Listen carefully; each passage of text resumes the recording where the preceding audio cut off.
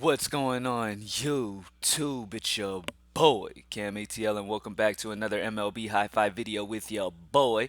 Drop a like down below because I already know you're going to love it. Subscribe to the channel if you haven't already, and comment anything in the comments section to enter your name into the $50 giveaway that I do every single week on this channel. Speaking of which, congratulations to Erica Layton.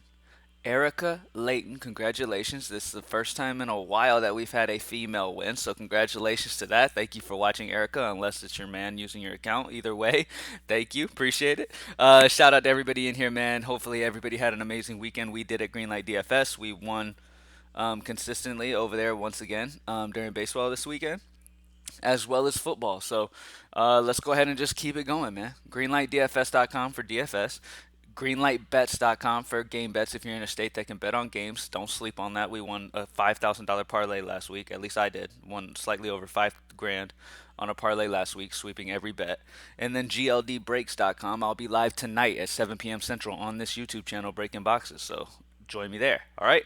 Thank you guys for joining me, man. I'm going to be short and sweet, straight to the point. Let's get it. Stay till the end of the video if you want the home run predictions as always. And let's go. Starting out, I've been able to get my exposure to cores. With San Diego and Colorado in course, it is a great spot for bats, obviously, in that position. So don't overthink that because the pitching in that game is not very good either. So there should be at least a good bit of runs put up in course.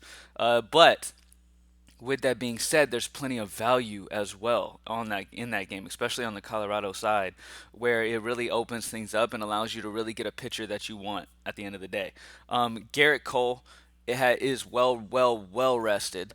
I'm expecting his normal workload here. He's going against an Angel squad without Mike Trout, and period. This Angel squad strikes out a ton versus righties. All right, let me give you the numbers. Let's go down this lineup. All right, Garrett Cole has a 40% strikeout rate versus lefties, a 32% strikeout rate versus righties.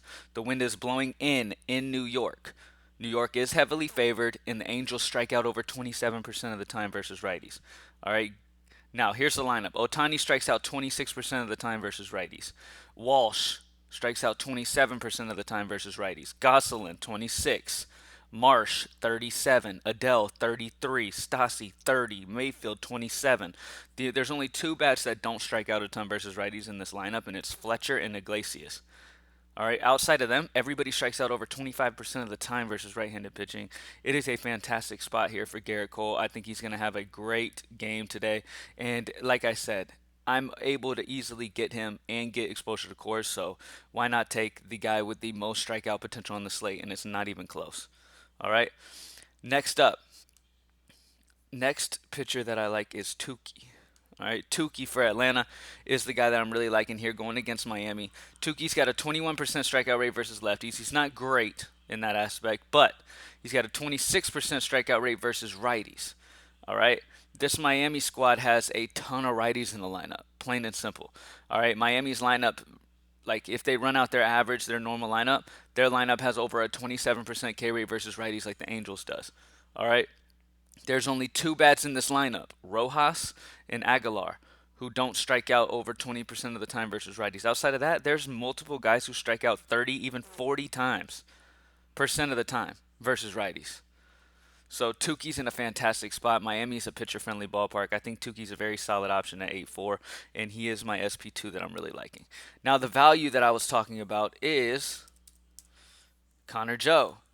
Connor Joe's going to have the righty-lefty matchup against Weathers. Love the spot here for Connor Joe. He's pretty damn consistent. It's rare that he gets you a dud. Most of the time, he gets on base at least. He's got a good bit of power, as he's shown multiple times. And today is his 29th birthday, so happy birthday, Connor Joe. Hit us a home run for your birthday. All right, plain and simple. All right, shortstop. I got to do it. The dude came back from injury and immediately hit 2 home runs last night. Fernando Tatis Jr. is an absolute freak of nature, and plain and simple, you need him in course. Okay, you need him in course. Don't overthink this. Tatis is got way too much upside to fade him in course against Senzatella. Okay, plain and simple, it's just too good of a spot. You have to have Fernando Tatis. Now, when it comes to value in the outfield, this guy really sticks out to me today, and it's Michael Brantley. All right, Michael Brantley, lefty-righty matchup against Hernandez is a fantastic one. Brantley crushes righties. He's very consistent. He's a very solid bat that you can pair around your Coors bats at only 3-3 which his price is too low. All right, at only 3.3, he's a very solid lefty righty bat that, with the lefty righty matchup, that can get on base and consistently just have solid games. Okay, and you don't have to worry about too much of a dud out of him because most of the time he finds a way to get on base and get you something. And in baseball, that's really all you need sometimes. You know what I mean? I mean, Shohei Ohtani even can go out there and get zeros. You know what I mean? Mike Trout, Fernando Tatis, all these guys can go out and get zeros any given night because it's baseball. But at the end of the day, Michael Brantley is only 3.3 and he consistently gets on base. So Michael Brantley's a solid value option that I really like on this slate. All right, so Garrett Cole, Tuki, Connor Joe, Fernando Tatis, and Michael Brantley. I want to mention another player real quick because they're popping in my mind and popping on the optimizer as well, and that's Adam Duvall. Adam Duvall is in a fantastic spot here, man. Uh, my gut is all over him, as well as the optimizer. Adam Duvall's got the righty lefty matchup against Garrett, going against his old team that he just left from in Miami. He has a 254 ISO versus lefties, and Garrett struggles giving up power to righties. So I think Adam Duvall has a solid game here as well at 4K. So I like Duvall as a home run call of the day as well. All right, now let's go over to FanDuel. See what we got over here real quick. All right, so first and foremost, on FanDuel, we got to figure out our pitching. That's the first thing we got to do. Garrett Cole is 11.4. Gausman's 10.3, which Gausman's another option that I like at pitcher today. Um, let's see. Tuki is 7.9. I do like that. I do like how cheap Tuki is. Wade Miley's a solid like GPP option going against Chicago. That lineup is very watered down. Jake Odorizzi at only 7.3 is pretty damn cheap.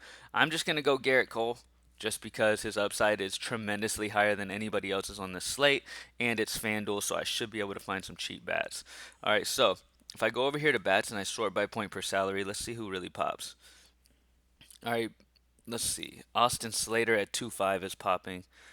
Adam Duvall at 3.4, just because the optimizer has him projected very, very solid. I'm gonna go Adam Duvall just because I want to put him in one of my high fives at least, just because my gut is really feeling him today. Fernando Tatis at 4.5 is solid value as well. I mean, I know that sounds crazy because 4.5, but at the end of the day, he's got such huge upside on this slate today. I'm gonna try to get Fernando Tatis with all my might. Kevin Kiermaier at 2.4. Let's see. Let's go with one of these values that they got. G-Man Choi at 2.5. I really like him. I really like G-Man Choi at 2.5 here in this one.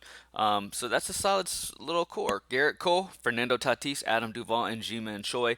There are several value players like Austin Slater's a good one. Joey Wendell's a good one. These guys are solid value. Jimenez can be used as a value if he's in the lineup. These guys are solid value options to be able to still get Garrett Cole. But as you play with your lineups and do your research for the day, you got to kind of figure out what it's looking like. Is it a slate where you're struggling to find value? Okay, then save down from your pitcher. If it's a slate that you're easily finding value, then cool. Let's see. How much was Connor Joe over here though? Connor Joe's 2.9. He's a must. Let me take G-Man Choi out and put Connor Joe in. All right. Connor Joe's a must. All right. So there you go. Garrett Cole, Tatis, Duvall, Connor Joe over on FanDuel, and over on DraftKings one more time. It is Garrett Cole, Tuki, Connor Joe, Tatis, and Michael Brantley. All right. Home run projections. Here we go. For my home run predictions, my value home run of the day will be Connor Joe. All right. Outside of that, I got Fernando Tatis, Manny Machado. That's 3. And then I have Adam Duvall and Nick Castellanos. That's 5. All right. One more time. Connor Joe as my value home run of the day. Fernando Tatis and Manny Machado. Adam Duvall and Nick Castellanos are the home run calls of the day. I also, just skimming through a couple more players that I didn't get to talk about, I feel like these Tampa Bay guys are priced pretty damn cheap here against Harvey. They're in a great spot. I want to mention that I think Houston's a solid GPP stack. On top of that, the Yankees are another solid GPP stack against Suarez. Suarez really gives up some power, and there's plenty of power bats in this New York lineup. Just understand what you get with New York. You have a very high probability as well when New York is getting duds out of the entire lineup. Okay, yes, they could drop 20 runs, but they could also get 0. That's why New York's one of the stacks that I really hate having to stack because it's like, oh my god, I never feel comfortable. Even when the numbers match up and everything looks great for the Yankees, I never feel comfortable stacking them. Ever. I really don't. But in GPPs, they're always an option. These people who play multiple lineups, I'm sure they have Yankee stacks in almost every day because of the potential upside that they have. So these sharks out here creating hundreds of lineups every day and spending thousands of dollars to enter. These guys have every single day they're gonna have a Yankee stack just because the upside is way too high not to. All right, but for us people who we like to play, like the average human being, and play, to consistently profit and play a reasonable amount per night, um, yeah, stacking the Yankees is tough to do. But if you want to add a cheap GPP in there and stack the Yankees, I completely understand. But don't go crazy with it. You know what I mean? Play one of the $3 to $5 single entry GPPs or something and try it that way. All right. Thank you guys for joining me. As always, let's get it. Let's have another amazing week. Greenlightdfs.com for the DFS.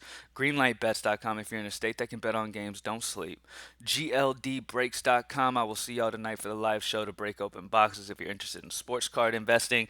I stacked up on a ton of Justin Fields, and what did he do? He went out there and had a solid game, and all of his cards spiked already. Now, that's what you call an investment. All right, I can make a profit now, but I'm going to hold on to him and wait till he wins Rookie of the Year, and then I'm going to sell him then. Or maybe just hold on to him even longer. Who knows? Same situation like Justin Herbert last year. If you went out and bought a ton of Herbert rookies before everything started last year, I mean, you'd be rich right now. By the end of the year, his cards were way more than what you get them for. So, same situation with Jalen Hurts. Before Jalen Hurts got the start, you could get his cards for super cheap. After he started and had some good games, boom, now they're worth a ton more. Um, so that's just how it goes, man. And at the end of the day, my gut is all over Justin Fields. So I'm stacking up on Fields. I hope that obviously it was preseason, so I'm not trying to get too hyped. But I mean, the kid is dangerous on his feet, and he's got solid accuracy. He's got a solid arm on him in general. So I think he's going to be the guy there in Chicago, and I think he's going to have a solid season this year. So I'm stacking up on Justin Fields. It's harder. It's getting harder and harder by the day to get his cards at a reasonable price because they're spiking already. But at least I already have a good bit of them now. But thank you guys for joining me as always, and let's get it. Peace.